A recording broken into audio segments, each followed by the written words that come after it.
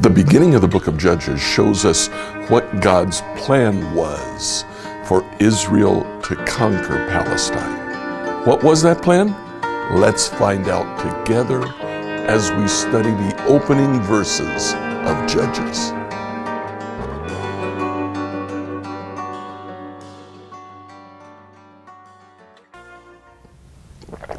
So at the very beginning of Judges, we see how it is that God really wanted things to progress.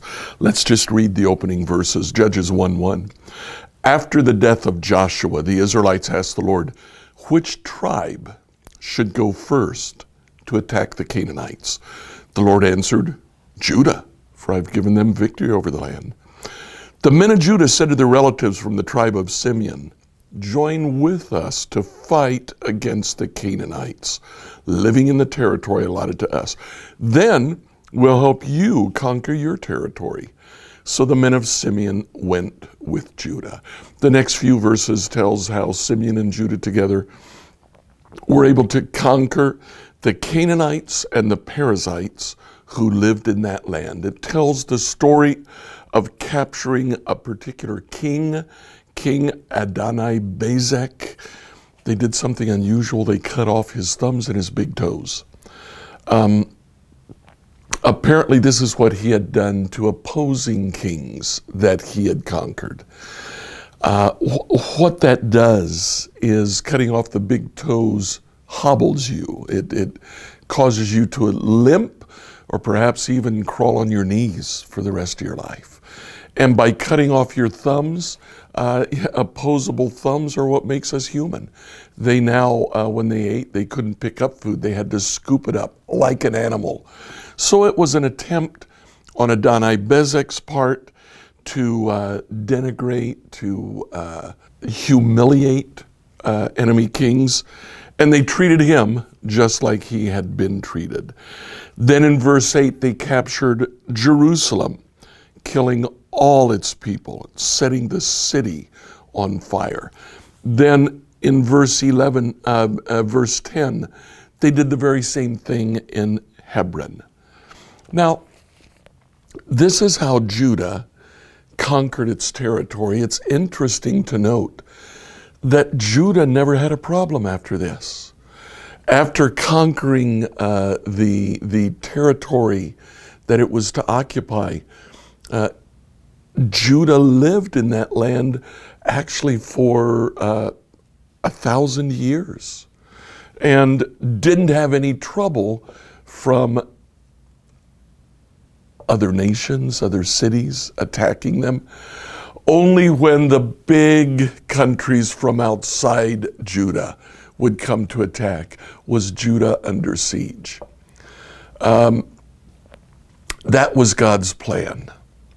Now, one of the things that we see, one of the things that may cause us a little bit of heartburn, some trouble, is the bellicose nature of God in this passage. He says, kill them all. And they do. How do we reconcile that with the God of the New Testament? How do we reconcile that with the Father who sent his Son to die? That's a very difficult question to answer, but a short answer is that God wants to be with Jerusalem, with Judah. God wants to be with his people in all of their victories and all of their defeats. As we work our way through the Old Testament, we see that Israel is not only the agent of war, it's the recipient of war. Israel is not only victorious, Israel is also defeated. God is with them every step of the way.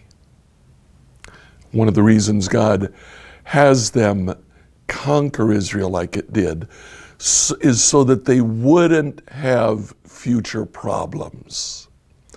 That's hard. That's tough. That's, in one sense, extreme.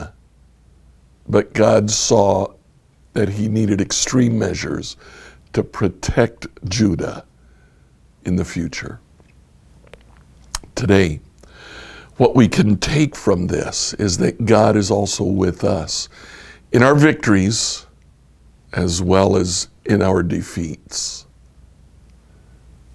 2020 certainly felt like a year of defeat, didn't it? God was with us. He's with us in 2021 as well. Whether 2021 brings us victory or defeat, he'll be there.